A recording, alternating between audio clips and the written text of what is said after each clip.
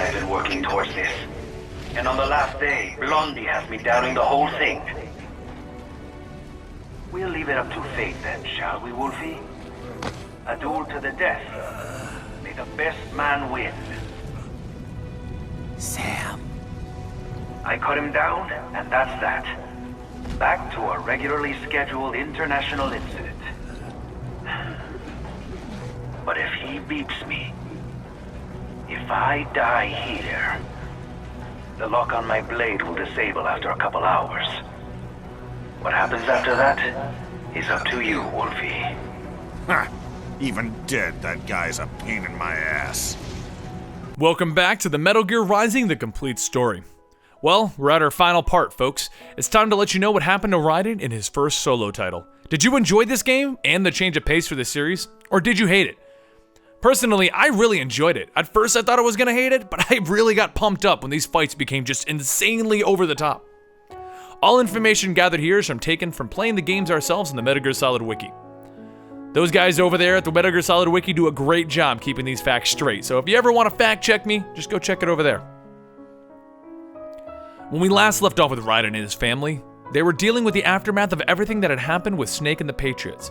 Being a cyborg was making it difficult for Raiden to find work, and after trying quite some time, he did eventually start taking some bodyguard jobs.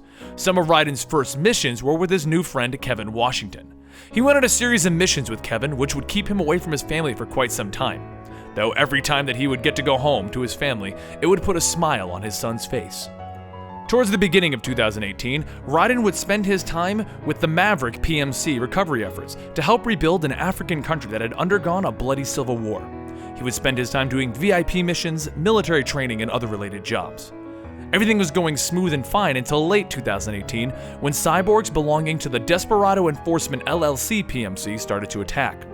There was one particular cyborg in that group that needs to be mentioned: Samuel Rodriguez. We'll come back to him later. The Desperado Enforcement Group wanted to remove the current president from power, the man that Raiden was protecting, because he was doing basically too good of a job at this. The country was seeing way too much peace, and it was keeping the cyborg organization unemployed. In the end of this, which was the first mission in the Rising game, Raiden would become badly injured, and the president that he was protecting would be killed. His left eye would be irreparable, and his left arm would have been amputated. All of this was done by Samuel Rodriguez, and in the end, Sam would escape, leaving a dying Raiden to be saved by his team. The Maverick Group would save Raiden and attempt to repair him. His time on the operating table would force him to have flashbacks to his childhood, which would bring back memories that he was trying to suppress. Eventually, Raiden would undergo a full cybernetic body conversion. His reasoning was simple. He needed new parts, and the Patriots didn't leave him much of a body anyway. Upon getting his new body, Raiden would make some new friends, undergo some VR training, and learn how to properly use his new blade. As soon as he was placed back into active combat, he started to sign up for any mission that would bring him close to the Desperado Enforcement Group once again. The first of these missions had Raiden going in to stop a military coup. During this mission, Raiden would single-handedly take down geckos, soldiers, and a Metal Gear all by himself in one of the most epic fights ever. Eventually, he would find himself up against a new type of robotic weapon that looked like a dog with a chainsaw tail. After the two of them fought, Raiden would subdue it and have it shipped off to be repaired to fight with him instead of against him. He would go further into the facility until he ran into Mistral, the leader of the troops at this facility. An epic fight would begin with them going all over the facility until finally, Raiden defeated her and took her weapon. He would still fail at his mission though, as explosions would go off near the power pylon. Since he couldn't do much else, Raiden would be extracted from the area. Following that mission, the reprogrammed chainsaw-wielding dog would then follow Raiden on his missions as a scout and go by the name Blade Wolf. As Raiden would say, he's throwing him a bone. Raiden's next mission would bring him to a Mexican research facility where he would eventually free and befriend a boy named George. He would learn from this boy that this facility was being used to remove the brains of human children and have them sent to America. He wasn't sure why or what the purpose was yet though, but he did find out that Colorado Senator Stephen Armstrong was involved and that the World Marshal PMC was also involved by supplying cyborgs to the Desperado group.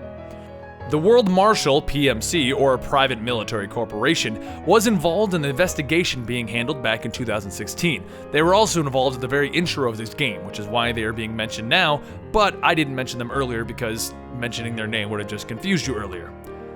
Raiden needed to save George and all the other children in this facility, and it took the encouraging of George to give Raiden the strength to fight against the enemy.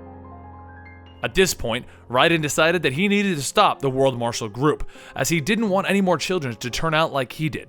Since the Maverick Group wouldn't do anything against the World Marshal Group, Raiden was forced to resign. He then went off to try and save the children's brains. He figured if he couldn't stop them from becoming cyborgs, he could at least stop them from growing up and becoming him. As he approached the building, he was contacted by the head of the Maverick Group, who demanded to know the reason for his resignation. He told them that he didn't want any more Jack the Rippers in the world, and the head of the Maverick Group understood, and they officially agreed that, unofficially, they would support Raiden in his mission. As he got closer to the building, he would receive a call from the man that had cut him up, Samuel Rodriguez. Sam called to tell him that he was killing men, and while they were cyborgs working for the enemy, they only did this as a line of work. He then patched in their inner thoughts into Raiden and forced him to hear their panicked thoughts. This brought Raiden down into an emotional state, just in time for the next big villain to arrive. Monsoon would arrive and inform Raiden that it was in people's nature to be violent. Feeling completely destroyed emotionally, Raiden gave up to his old persona, the personality that he hadn't felt since he was a child. He unleashed the persona of Jack the Ripper. He even had his pain inhibitors turned off so that he could feel every bit of pain and fully unleash his potential.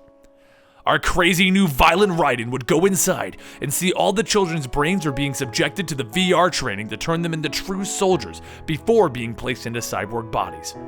Cyborg would then find out that the group wasn't getting the results they wanted, so they were going to blow up the whole facility and start another 9/11 style war. Raiden climbs to the top of the building and meets up with Sundowner, and then stops the building from being destroyed. The Maverick Group agrees to get the brains out of the building and to safety, but Raiden isn't done. He found out from the leader of the group, Sundowner, that this was all to ruin the peace talks about to happen in Pakistan, and to ensure that another war on terror was to begin. The plan was still going forward even without the destruction of this building, so Raiden decided that he had to prevent the talks from being stopped. On his way over to the airfield to hitch a ride in a jet to Pakistan, he runs into Sam one last time, and they have a duel to the death to see whose ideals will be remembered in history. Raiden wins by impaling Sam in the chest, and then Raiden and Blade Wolf take Sam's sword with them. Raiden arrives at the airbase and runs into Sunny. She seems to be doing well with helping out Raiden and his friends. As soon as Raiden gets to Pakistan, he decides to destroy a nearby control tower in hopes that it would get the US military's attention and they would keep the president from coming here. But on the way there, he runs into Excelsius, a giant robot. Come on, it really is just another Metal Gear. But anyway, it's Excelsius. Senator Armstrong steps out of the cockpit and explains everything. Armstrong was looking to restart the war economy, and they were going to use the child soldiers as the soldiers in cyborg bodies, and then try to get the war restarted by getting everyone to blame everyone else for ruining the peace talks. He explained that they weren't actually going to assassinate the president, but that their plan had actually worked, and they were trying to frame jihadi rebels for attacking the base, and that for the president to see this so that he would want to turn around and go back to America, ready to start the war on terror. As Raiden was one of the few people who knew the truth, Armstrong decided that he needed to kill him. Raiden entered into a one-on-one fight with the Excelsius. And just after he finished killing off the Excelsius by literally ripping off its own arms and cutting it to pieces with its own arms, he enters into a fist fight with Armstrong, who is so full of nanomachines that he got his own meme for it, but actually he's so full of nanomachines that he's practically invincible.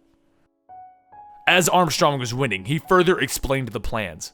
America was rotted to the core, and he intended to remake America so that the citizens would all fight, die, and kill for what they individually believed in.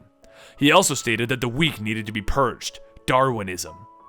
With that, Raiden and Armstrong finished their fight, with Raiden using Sam's blade against Armstrong and ripping out his nanite-infested heart. Now that Raiden has saved the day, you would assume that everyone was just in love with Raiden, and they would go on and sing the heavens with his praises. But they weren't. Everyone believed that Raiden was a man who had hurt a lot of people, and the public eye was not a good one on Raiden at this point. He had a lot of people out to kill him, but Sunny still viewed him as a hero. Raiden went off on his own at this point to fight his own war, as he put it. He had a lot of mercenaries out to kill him, and the World Marshal Group was definitely angry with him right now, and he would have to fight them alone. With that, our favorite cyborg went back to what he does best, and fights in insane wars. Thank you for joining us for the last part of our Raiden special. Personally, I hope that there's a Metal Gear Rising 2 to continue this story, but as it stands right now, Raiden just has to go off and fight more things. What do you think of Raiden now? Do you think he's a really awesome badass, or do you still think he's that whiny kid that we all met back in Metal Gear Solid 2? Personally, I just had an insane blast playing through the Rising game. Follow us on Twitter and Facebook for more, and we'll see you next time. And you know what? Why don't you go on over to our Facebook and our Twitter and tell us what you think of Raiden. Do you think he's cool? Do you think he's not cool? Do you just want to see him go away? And while you're at it, go check out our Let's Play channel, because eventually we'll be getting to Metal Gear Rising, and you guys can see me getting pumped and amped and going crazy trying to beat this game.